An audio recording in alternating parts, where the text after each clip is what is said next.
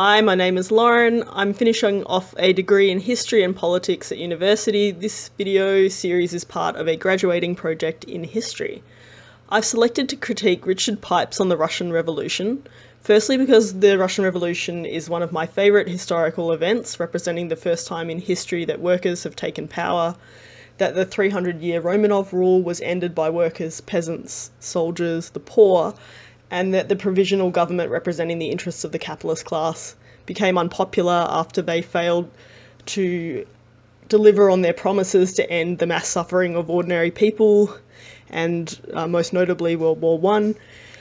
And finally, the overthrow of the provisional government by workers, soldiers, and supported by the peasantry, which represented for the first time workers' organs of power, which were called Soviets, workers' councils, were ruling the country politically. Soviet rule delivered the main demand of the peasants and soldiers, an end to Russia's involvement in World War I.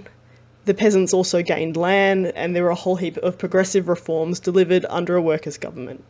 Additionally, I think there's a lack of understanding about what happened to the Russian Revolution, how the active democratic involvement of masses of ordinary people can become a dictatorship that did not resemble what the people who made the revolution were fighting for.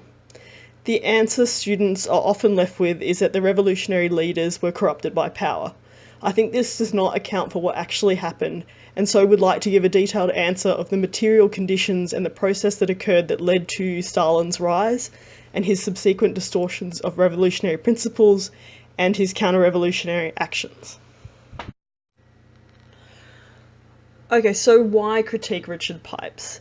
He's a conservative historian who has written a number of inaccurate and misleading accounts of the Russian Revolution, which would not be such a problem if no one read them.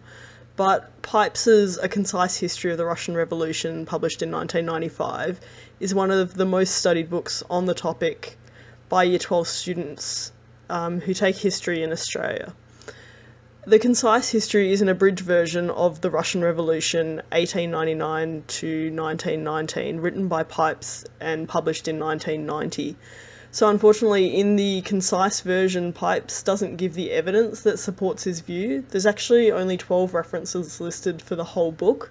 If students want to know how he drew his conclusions, they need to read the much less readily available 900-page version that was published in 1990.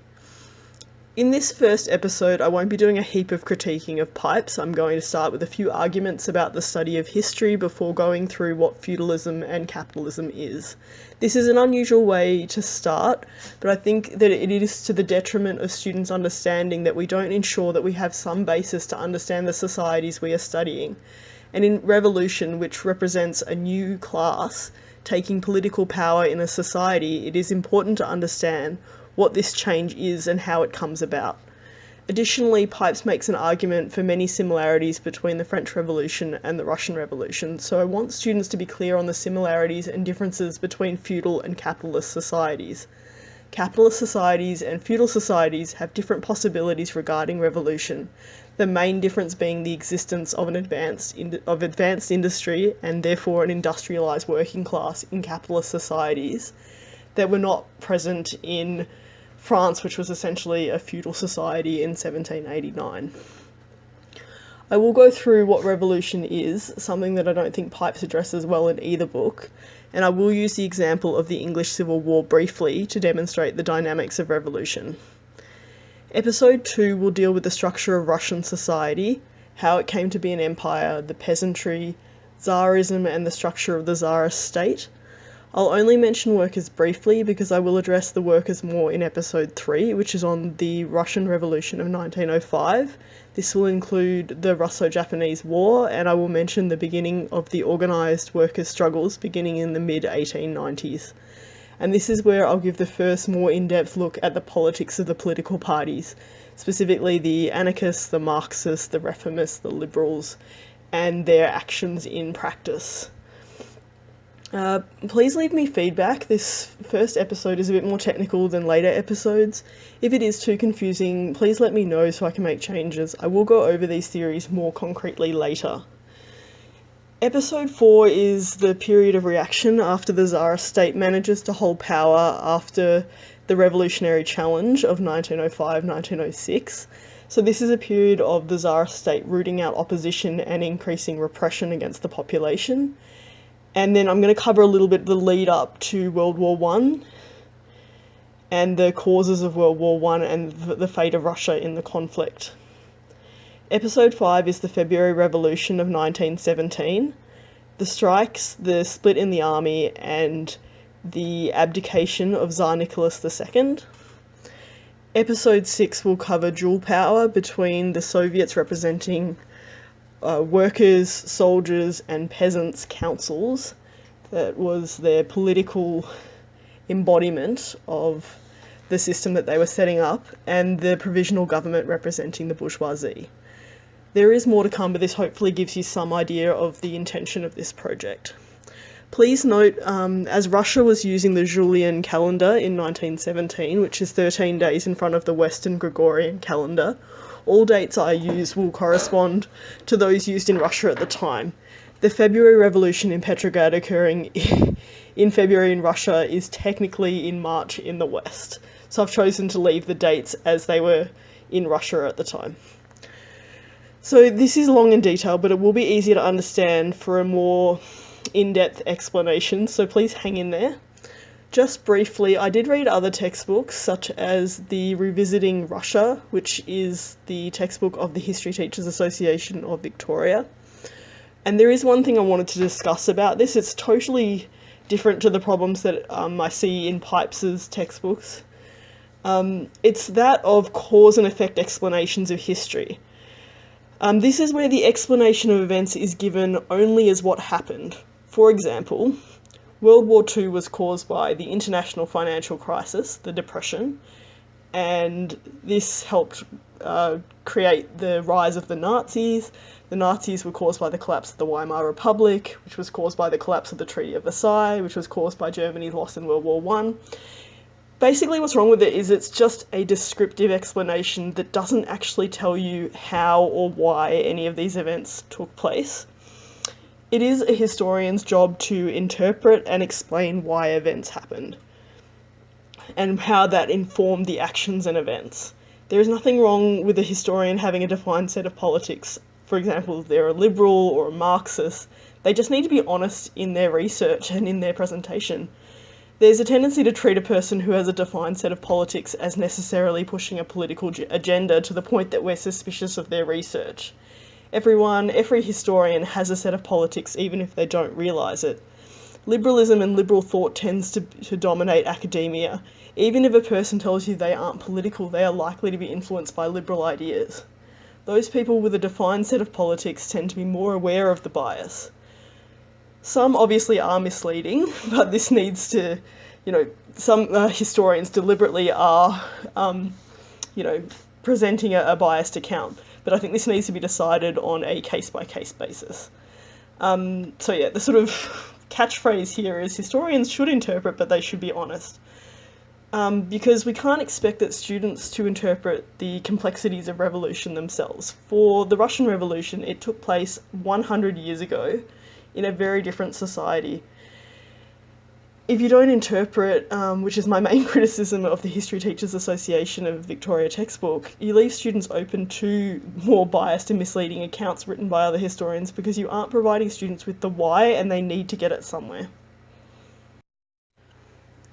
In terms of how we study the Russian Revolution, I'm going to be making an argument for materialism, which is a scientific way of interpreting the study of history.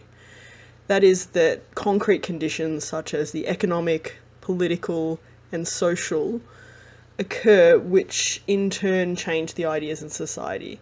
Then an individual's ideas on society come from their experience of society that is affected by their class position, their experience of racism, religious persecution, sexism, homophobia. The dominant ideology in any society reflects the ideas of the society's rulers. But these ideas can be at odds with people who are workers, peasants, serfs, who daily experience a very different form from the rich and powerful. It is through their lived experience, which is what convinces a person of a set of ideas. That's why the ideas make sense, because they fit with a person or people's lived experience of the world. People, especially those not engaged in politics, can hold contradictory ideas, like peasants who had been educated by the church in Russia, the Russian Orthodox Church, that the Tsar is the father, that he's godlike. But then they experience state repression when they rebel against their landlords and not hold the Tsar responsible for it. Your experience of the world is affected by your class position. Workers share a common experience of labouring for a wage, dealing with bosses or managers that can inform their views on, say, whether or not trade unions are a good thing. Conversely, a manager or boss is not likely to see trade unions as a good thing because it stands in the way of them making profit or work taking place as efficiently as they would like. There are also factors like racial oppression or gender oppression. A good example of how material conditions change ideas would be the Russian peasant experience of World War I. At first, there was a wave of nationalism and decently widespread support for the Tsar and the war effort. However, young peasant men were the main bulk of those conscripted and sent to the front. Russia was being badly beaten by Germany with inferior weapons and training. But Russia's Tsar, along with its allies, wanted Russia to remain in the war, and so the strategy of simply throwing so many people at Germany to hold them back was used, the impact being mass Russian casualties. At home, many peasant families lost members, and the war began to seem helpless, and the sentiment turned against the war, and anger was directed at the Tsar and the generals of the Russian military as well. This is in stark contrast to Russia's big capitalists who didn't participate in combat or send their children to war, and whose profits in many industries were booming because of the war. Class position meant for a different experience of the same situation, and it was the experience of the realities of war that turned public opinion. So these material conditions, peasants didn't just wake up one day against the war, and their ideas didn't just miraculously change, on a mass scale for no reason. So I'm arguing for a materialist approach to studying history. It's scientific, that's assessing the contradictions of capitalism and class-based society more generally that cause conflict between social groups, forcing them to struggle against each other.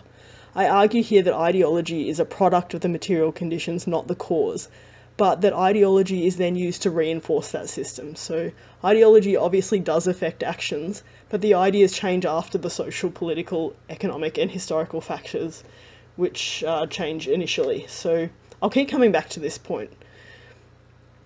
So what is class? Class is more important than just socio-economic status. It is a social relationship that reflects a particular kind of society. The mode of production in a society is the material basis of class relationships. What do I mean? The mode of production under feudalism is agriculture, but more specifically it's a relationship between serfs and lords. The serf toils on the lord's land and hands over produce as payment. The lord controls the serf's labour, but also many aspects of their life. Feudal societies also have monarchy, with nobles who have vassals. It is highly hierarchical, and people are very contained in their class positions. To be born a serf is to die a serf. The king or emperor has total autonomy over land, wealth, decisions of war, taxation, and literally who lives and dies. Under capitalism, the dominant form of production is industrial, where you have workers and bosses. To be working class is to labour for a wage, to not have much of a say in production, what is made, how it is distributed. I'm not just talking about those who work in mines or factories, but also teachers, nurses, transport workers, hospitality and retail services, telecommunications.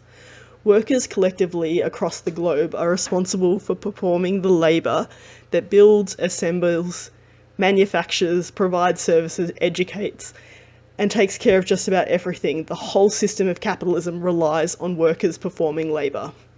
The relationship of a worker to production does not change if they are casual or short-term contract. The long-term unemployed people, those that might be relying on the black market for survival, are sometimes called the lumpen proletariat or the underclass. Class affects more than just a person's working life. Poor or working class people generally have poorer health status, less education, and less options about travel, study, doing work they find fulfilling, and less options in every aspect of their life. In a system that is increasingly privatising services such as health and education, not being able to afford to pay means less access to quality healthcare, lower life expectancy, greater poverty in retirement, and substandard education. The capitalist ruling class, aka the bourgeoisie, are those that run and control large companies. The bourgeoisie is numerically very small, but have a huge economic influence because they own or control massive amounts of capital. Capital is money invested in industry or the aspects of industry itself, the machines, the workplaces, the tools, everything but the workers' labour. The capitalist ruling class's economic power means they make decisions that can affect a nation's economy, and therefore can use this power to influence politics in their favour. The bourgeoisie decide what is produced, how much, and where it goes. Decisions about production are made based on maximising profit and outcompeting their capitalist rivals. Making workers work longer, harder, and for less money is just one of the ways of increasing profit, as well as investing in labour-saving technology. Workers can challenge individual bosses by withdrawing their labour through strikes. They can organise collectively through organisations for mutual defence of their wages and conditions, such as trade unions. In order to successfully challenge a boss, workers need to be organised and fight the boss together. A single worker who stops working, say pulls a sickie, doesn't stop production and is likely to be victimised by management. But if workers all agree to collectively stop working, they now have the power to make their boss improve their conditions or stop an attack on their conditions. So what is a trade union? Trade unions are organisations set up by workers for workers. They rely on workers to become members. A union may cover an entire industry or a more specialised form of work, say the bootmakers union. Workers who join their union pay membership fees that cover the costs of those who work for the union, such as organisers, but also for the costs involved in organising workers' struggles. An example would be strike funds. So when workers go on strike, they won't be getting paid by their boss, so strike funds cover their costs while they're on strike so they can stay alive. Also, workers set up picket lines. This is meaning that they physically buy access to the factory, the mine, the shop, so that no workers can go in and work, as anyone working during a strike undermines all the other workers that are on strike. Depending on how many skilled workers are available and how high the unemployment rate is, it can be very difficult for bosses to find other workers to do their job and get them into the workplace to start production again. So how are strikes won? Generally, the boss will decide that the amount of money they are losing by production being stopped is worse than simply caving into whatever condition the workers are after, such as a pay rise or a safety issue or more, meal breaks or holidays. Karl Marx, a German philosopher and revolutionary who participated in workers' struggles and organisation, analysed the system of capitalism and concluded the fact that workers perform the labour that keeps society running gives workers a unique ability to hurt the flow of profits to capitalists. And ultimately they can grind the whole system to a halt if they collectively withdraw their labour, which is what going on strike is. But imagine if all the workers challenge the system on a mass scale, lots of industries, workers all striking. Doesn't this challenge the system of capitalism as a whole? Marx called this workers' social power. Even just small sections of highly skilled workers can impact a massive organisation. Take university IT staff. If the computer system was shut down for a day or a week, how much work, how many classes, lectures, tutorials, research could actually go on? So you see that, even just small sections of highly skilled workers have the ability to, affect much larger sectors of labour. The middle class is sandwiched between labour and capital. It includes small business owners, managers and professionals who have more autonomy in their work and prestige, and are generally paid more than workers. Because the middle class is numerically smaller than workers, but does not carry out the bulk of production and is quite atomised, it does not have the social power of workers to withdraw their labour, and it also lacks the economic power of the capitalist ruling class.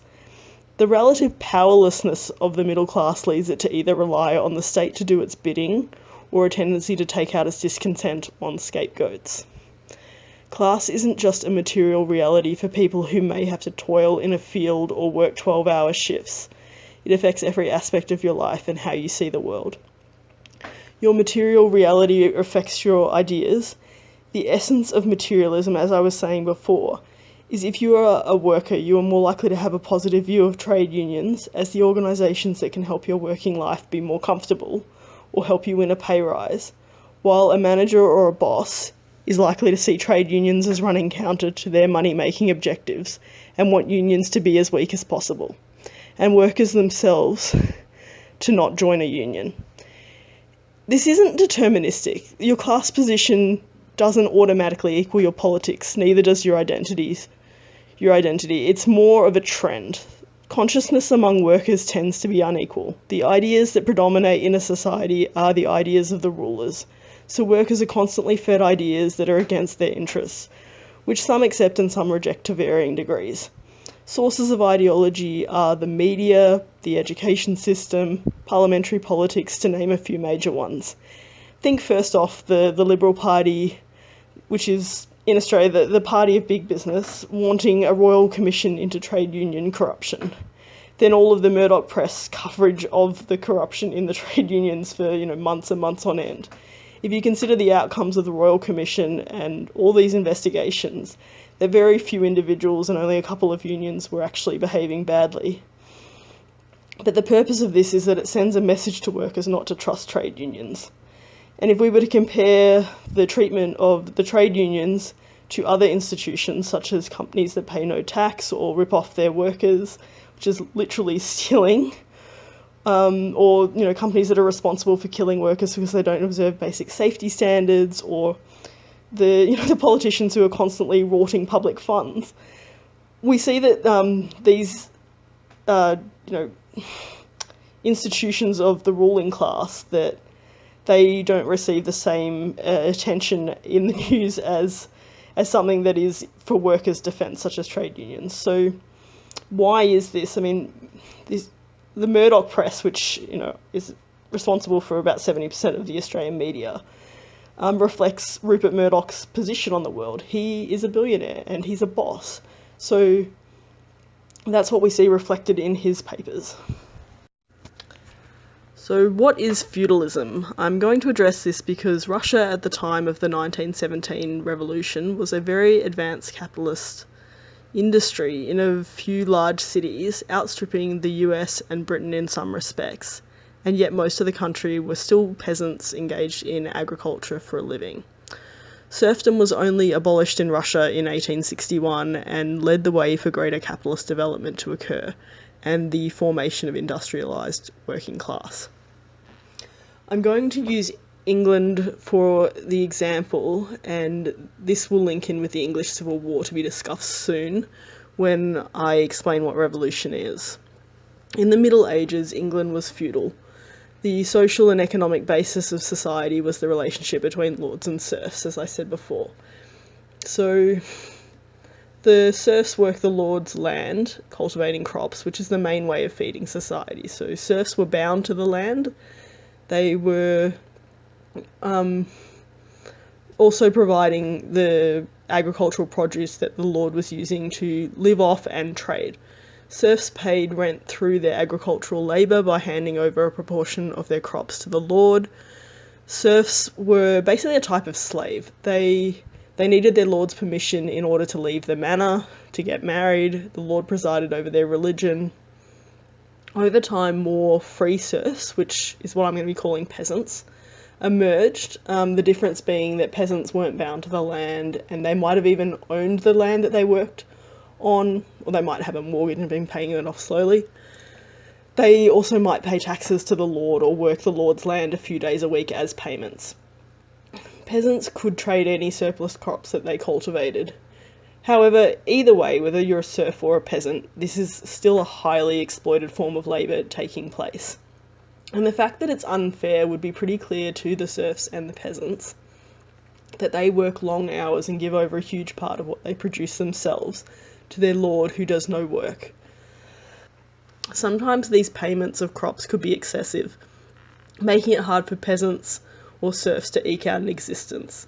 Lives were hard and peasant rebellions occurred from time to time, often involving serfs seizing the lord's land or refusing to give over their yields. So what does it matter if it's serfdom or peasant agriculture? When a lord or master owns the serfs on their land, their labour is free. Free labour doesn't encourage investment in technology that is labour saving the way that a capitalist farmer would if they have to pay farm hands to do agricultural work on a farm on a per hour basis. If you pay workers by the hour, there is an incentive to get the most out of that time. This encourages a capitalist farmer to invest in tractors or fertiliser so that less workers are needed, or routine farm work takes less time to perform. Expending less on wages equals more profit, or is capital available to be invested in more labour-saving technology to outcompete other capitalists, such that the cycle can continue. Serf labour is not paid for by the lord, they simply own the land, and the serf is bound to, and therefore the lord commands the serf's ability to work. So it encourages lords to stick to the highly labour-intensive forms of crop cultivation, which doesn't encourage technological development that is labour-saving. So this is precisely because the labour is free. You also have craftspeople and tradespeople under feudalism who aren't based on agriculture, but they make items that are specialised for work. This could be, clothing, luxuries, whatever. That surplus might be able to be spent on, the surplus that lords would be able to reap.